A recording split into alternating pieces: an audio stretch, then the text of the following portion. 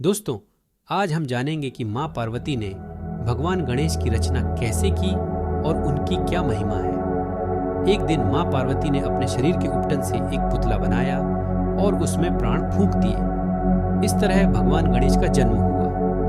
माँ पार्वती ने गणेश को द्वारपाल बनाकर आदेश दिया कि वे किसी को भी अंदर न आने दें। जब भगवान शिव लौटे और अंदर जाने लगे तो गणेश जी ने उन्हें रोक दिया।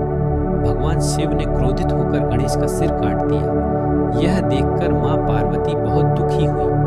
माँ पार्वती के दुख को देखकर भगवान शिव ने गणेश को हाथी का सिर लगाकर पुनः जीवित कर दिया और उन्हें प्रथम पूज्य का आशीर्वाद दिया।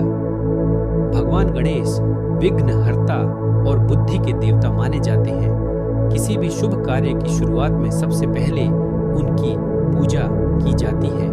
तो दोस्तों, अगर आपको यह जानकारी पसंद आई हो तो हमारे चैनल को सब्सक्राइब करें और वीडियो को लाइक करें। जय गणेश।